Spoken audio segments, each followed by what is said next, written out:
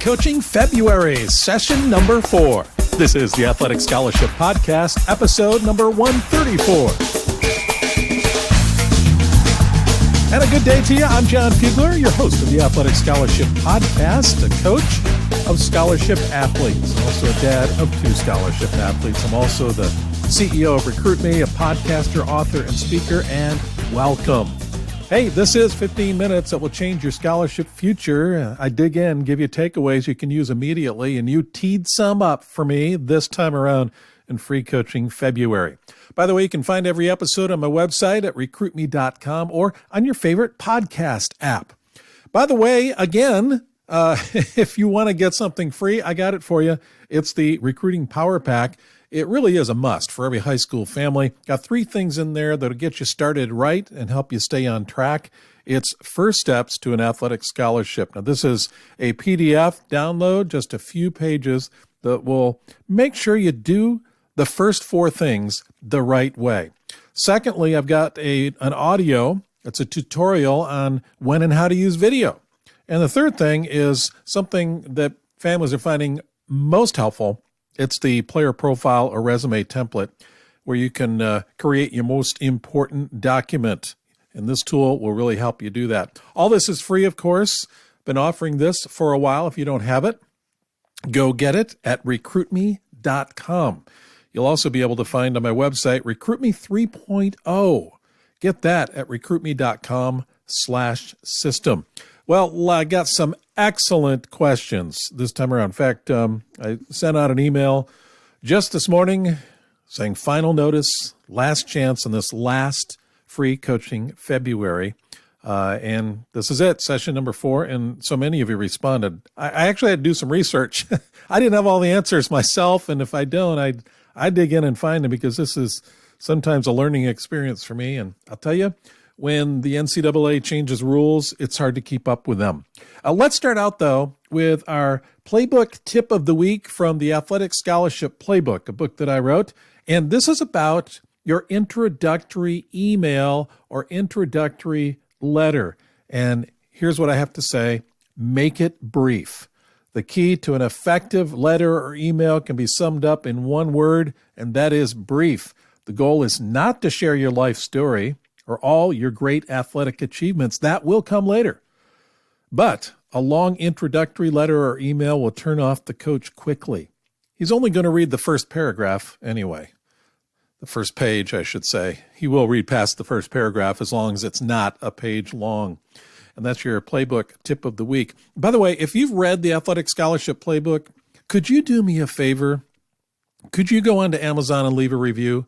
I know there are many who have been purchasing this book. I get the numbers back. But, if you're like me, I don't leave many reviews. I really need your help. If you've read it, I really want to know what you think. Whether it's good, whether it's bad, whether it's in between, you go in there and be honest. But please leave me a review. I'd appreciate that on Amazon.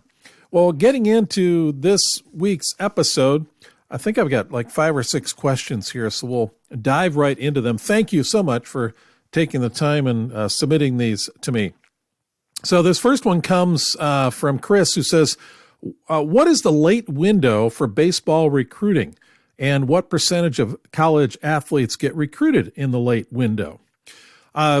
There's a relatively new rule out there, just I think in the last couple of years that came out regarding all sports except basketball and football, is there is no late window anymore. There's just one block recruiting period that runs this year for baseball, November 14th through August 21st, and most other sports outside football and basketball. There used to be an early period. There used to be a late period. I remember when our boys were playing baseball, the early period was in November. The late period, I believe, I can't remember, was it March or April? But now it's just all one block. There is a few days in there they call the dead period where no contact can be made. That's just 3 days in November, 4 days in November, 4 days in January, but it's open wide. A lot of the coaches love to get their recruiting done by the holidays, though, by Christmas, and there is a rush, and you'll see a lot of info about athletes being signed. But As far as early period, late period, it's not officially that way anymore. But a follow-up question that you had to this, which I'll address, ties in with this. Is it possible to get a baseball scholarship at the 11th hour of senior season? And how late can that happen? I have to say yes. And now here's three factors. Of course, there's fewer scholarships out there that are available. But there was one coach that did all his offers in the spring of senior year for his players for the next year. Now, that was a little bit extreme, and I tell you, a little bit scared that he waited all that time. I don't think that's normal. But there are things that, especially in baseball, that will free up some scholarships, like athletes, baseball players get offered a scholarship, and then they get drafted and they sign, and they're gone, and so that opens up more scholarship dollars. That happens. Also, when scholarships are offered, and they're negotiating, they're coming down to the end, and an athlete has to make a decision. He turns down several schools, perhaps, to sign with one school. That opens up scholarship dollars at the other schools. And it is a little bit hairy when you're waiting till the 11th hour of the senior season. I know that there are some that have contacted me, some parents that have said their son has signed in the 11th hour of senior season. Even, I think it was even during the summer, one mom said. But I agree, it's nice to get it done early so you're not having to wait and leave it hanging out there. But good question, Chris. Thank you for that. Meredith asks this. She says, because rugby is not an NCAA sanctioned sport and my son doesn't have to register for the clearinghouse, what is the best way to go about the recruiting process for rugby? Now, rugby is a sport that's really gaining some notoriety, and before long, I believe that it will be a men's scholarship sport sanctioned by the NCAA. It already is for women. Women's D1 offering 12 scholarships, and those can be broken up. And I believe that the men's rugby will be close behind that to be able to establish that, but that may be too late for your son. I would approach this as, because these teams are looking to be competitive, the good teams, and they do go through some recruiting process. I don't have the details on that. I did a lot of digging to find out kind of this culture of rugby recruiting, but I would take that initiative, just as I have mentioned in the past, and all the steps to pursuing an athletic scholarship, because what you want to do, remember, let's step back from this. What you want to do is you want your son to end up at the right school with the best fit. Rugby is part of that, but there's so much more. And you need to look at this holistically. I always encourage families to do that. Look at it holistically so your kid ends up at the right place, not just based on sports. I did a bonus episode on February 16th, Equipped for Life, 5 Steps to Your Athletic Scholarship Dream. I would encourage you to go ahead and listen to that, which will take you through those steps. I looked up some statistics, too. Women's rugby, the average scholarship last year, $9,184. D1, there are only 8 teams, 8 schools that offered rugby as a varsity sport, and 6 at the D2 level. Now, here's what I'm seeing. I'm trying to see, and there may be some of you that have more information than me, because in the men's level, it's a club sport. It's a club sport. However, I'm seeing 3 at the D1 and 4 at D2, and I know there are more teams. There's a lot of rugby teams in the men's arena. So have they started offering it as a sanctioned sport for NCAA? I'd like to hear from you who are rugby folks. Let me know that, because the stats are telling me there's a few out there, and it's saying that the average scholarship for men's rugby is $9,132. I'm kind of confused. So instead of giving you a great answer, I may have confused you. But whether or not the schools that you're interested in, your son's interested in, offer scholarships or offer, if possible, sanctioned varsity sport for rugby, you really want to pursue that scholarship mentality. You want to have that recruiting hat on and finding the best place, which is the best fit for your son. Okay, that was a long answer. Here's another question which has several parts to it. And heard from Mike. He says, it's old and basic, but can you please go over the process of the NCAA clearinghouse and when it should be done? So first of all, when it should be done, after your junior year, you should register. You have to be certified by the NCAA clearinghouse to be able to compete at the college level at Division I, and I believe Division II as well.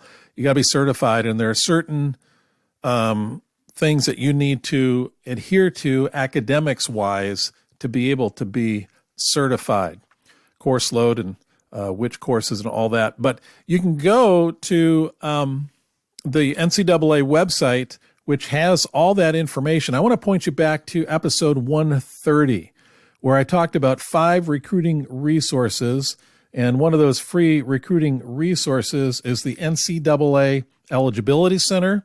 Another one is the NAIA Eligibility Center. So I encourage you to go back and listen to that episode, and you have more details on that. And check out the other free resources too. The National Letter of Intent website, that would be key, especially with what I've already talked about here so far in this episode. Mike also has another question. How does this relate to communicating with coaches? Whether you're registered or not with the clearinghouse, as long as you're not waiting till later in like senior year and you're hiding something that you might not be eligible as an athlete, coaches will still begin that recruiting process with you, even if you aren't registered. But you really got to get that done. It doesn't prevent them from communicating with you. They can still communicate with you whether you're registered or not. Lastly, he says, we homeschool. I know the NCAA has special instructions online for homeschoolers. Do you have any tips relating to that? And please be sure to mention it so homeschooling families know to look for it. There is a toolkit on the website, NCAA website, that you can go and you get all the details from the NCAA itself. Now, this toolkit, I went and downloaded. It's 33 pages. It's detailed. I encourage you to go ahead and do that.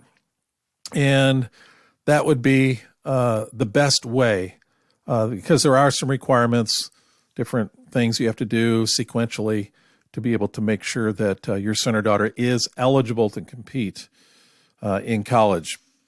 So I'd point you there. This next question comes from Rick. John, my grandson is now in the middle of his freshman year in high school. Is it too early to send letters to college coaches? My thought on that is that freshman year is too early to begin contacting coaches. I love to advise families to use that year to lay the groundwork, to do your research on schools, to prepare your introductory packet. You probably don't have any varsity stats to send anyway. Use that time to get your act together, to understand what the recruiting world is like. Do your research, have those great conversations between parent and athlete on which programs are the ones that you'll be ready to pursue when you start contacting schools, which I recommend you do in your sophomore year. Even in your sophomore year, you may not hear much back from coaches. They send you the standard things that they're allowed to send any athlete who's in their sophomore year. But you begin the process, you begin the conversation, you find out about camps and other things you might be able to attend, and you get on a coach's radar and they start a file on you. So that's my advice on that. Laura has a question. She says, do coaches only want email correspondence, or is it advisable to send a snail mail packet of information as follow-up to the email? This day and age, email is great. They're used to that. The drawback is it may end up in junk mail. You just never know. Look at how many emails that we have been sent to us that we have missed and don't even know it. Important emails, some of them. So you can follow up with a snail mail packet of information as well, if you'd like. You can also call a coach. If you're not hearing anything back and you may feel like the emails aren't getting there, you can send them a follow-up packet in the mail. That would be fine. Have Steve with this question, and I'm going over 15 minutes. I hope you will hang in there with me, but got a bunch of questions here, and I want to answer each one of them. We went on an official visit for track at a D3 school last week and wanted to know, other than regular discussions about what would be the next step from us and what do we expect next. Wanted to know, other than regular discussions, about what would be the next step from us and what do we expect next. This is like a live radio show, isn't it? He's a junior, so it may be early, but just looking to see what we should expect next from the school and what we should do next other than update them. Well, updating is great. You make sure you do that. Keep the communication going. If you had an official visit, then the coach is interested, very interested. And so you want to play on that interest and keep it going until the coach isn't interested anymore. You want to know when a coach isn't interested. Be honest with the coach. If they stop contacting your son or your daughter, you got to make sure that you get clarity that, is this a dead-end road? You're not interested anymore, but keep that conversation alive as much as you can. The next step from you, just keep making the updates. Send a thank you note, even a thank you call. Make a thank you call to the coach. Man, I really enjoyed it there. I'm very interested. Just want you to know I'm interested in your school, interested in your program, and I want to stay in touch, and I'll keep you updated. Show interest in the school after that visit because the coach is going to want to know whether you are still interested. And the coaches should follow up with you. It's a bad sign if they don't. If they've spent the money to bring you on as an official visit, then they should follow up with you. The interest should be there. Hope that helps, Steve. And then this one from Frederick asked this, is it true that there are D2 schools where the quality is better than some D1 schools? The sport he was referring to is basketball, but it could go with just about any other sport as well. And the answer to that is yes. I mean, you've got a big range of quality of programs from on the D1 level, from number one to the last, and on the D2 level is too. And there's a crossover there. There are many D2 programs better than some D1 programs. So yes, you've got to really do your evaluations and have an understanding. And the more programs that you look into, the more coaches you talk to, the more schools you visit, the more you're going to get a sense for whether this program, how competitive it is. Well, that's it for this week, and that's it as we close out Free Coaching February. Thank you so much for all your questions during this month. We'll do it again sometime, maybe 6 months or so. We'll do it again, but next month, back to regular programming, and looking forward to talking to you. I got to tell you, though, that I am heading out of town, heading out of the country, actually, tomorrow. So I'm going to try to get next week's episode done so it hits on time, but if not, you can know that I'm away and there'll be a little bit of a delay. Just warning you that ahead of time. Until next time, hang in there, keep moving forward, keep going strong, and sure appreciate you tuning in. Thank you for your involvement as we engage together in this thing called recruiting and athletic scholarships.